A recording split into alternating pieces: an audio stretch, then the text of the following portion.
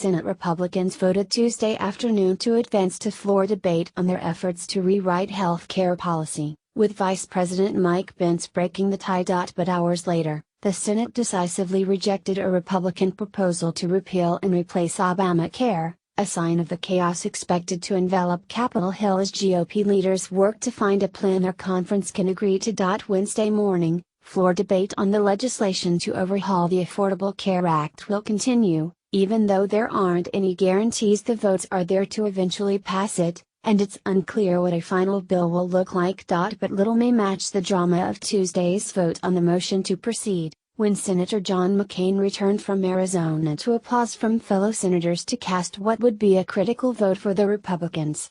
Two GOP senators, Susan Collins and Lisa Murkowski, sided with all Democrats in opposition, meaning all remaining Republicans and Pence were necessary for the motion to pass. Emotions were high all afternoon. As the vote began, protesters in the Senate gallery shouted "Kill the bill" and "Shame, shame, shame." The vote came as Senate Majority Leader Mitch McConnell and President Donald Trump dared their fellow Republicans to block their 7-year campaign promise to repeal and replace Obamacare. Senators late Tuesday cast their first vote on what could be dozens of amendments considered to it. This first vote dealt with a measure that combined a previous Senate proposal known as the Better Care Reconciliation Act, that was rejected by several Republican senators, with $100 billion in extra money for people on Medicaid desired by moderate Republicans, and a proposal from conservative Senator Ted Cruz, Republican Texas, to allow bare-bones health insurance plans. Democrats moved successfully to kill the amendment, which was possible because it had not been officially scored by the Congressional Budget Office and therefore didn't meet the complicated reconciliation rules that the Senate is using to consider the bill. Republicans needed 60 votes to keep the amendment alive.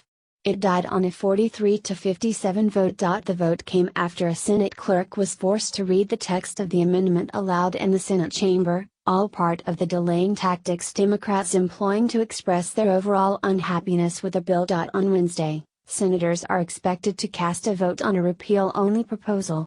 It too is expected to be defeated because many Republicans as well as all Democrats reject repealing without a replacement ready. Drama before Tuesday's big vote. The vote was up in the air until the last moments, when several Republican holdouts announced their support, including Senators Rand Paul, Dean Heller, Rob Portman, and Shelley Moore. Trump, who has repeatedly said he's ready to sign any repeal legislation, celebrated the vote, which creates a path to give him the major congressional victory that's eluded the White House thus far. "I'm very happy to announce that with 0 of the Democrats' votes, the motion to proceed on health care has moved past and now we move forward toward truly great health care for the American people. We look forward to that. This was a big step," Trump said at a White House news conference. "I want to thank Senator John McCain," he added. "A very brave man.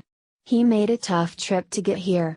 But while Trump is happy with the result, he also acknowledged there's a long road ahead for the legislation and criticized the 2 GOP senators who opposed the motion. "We had 2 Republicans that went against us, which is very sad, I think," Trump said. "It's very, very sad, for them. But I'm very, very happy with the result. I believe now we will, over the next week or 2, come up with a plan that's going to be really, really wonderful for the American people." Democrats are united against the bill, saying it would end health care coverage for millions of Americans. "Anyone who thinks this is over is sadly mistaken," said Minority Leader Chuck Schumer, Democrat, New York. "There are many, many Republicans who don't like this bill, who don't want to vote for it. They are under enormous pressure to vote for it. Anyone who voted to move to proceed and certainly anyone who votes to send this bill to conference is virtually, certainly, voting to kick millions off health care, to make it much harder to get coverage if you have a pre-existing condition, to slash Medicaid and give a huge amount of tax cuts to the rich." Senator Bernie Sanders Monday called the bill the cruelest, most destructive and irresponsible piece of legislation ever brought to the United States Senate in the modern history of this country.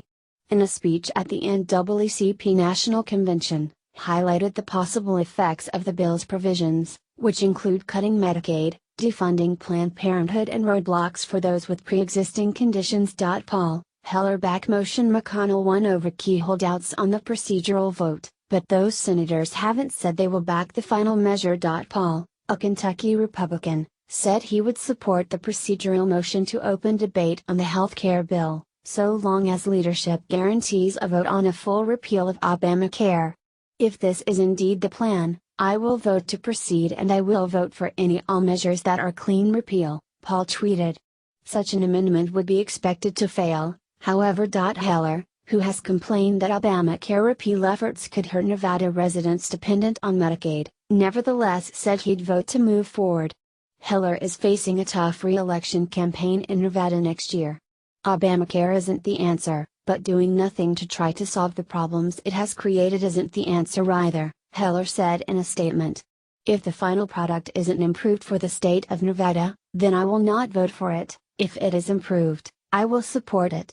Republican leaders Tuesday worked to thread any needle they can to appease other holdouts. The only goal is to get onto the bill. Nothing happens until we do, so that's the only goal, a Republican aide said. These are the moments legislatively when you get creative. We're getting creative. This story has been updated.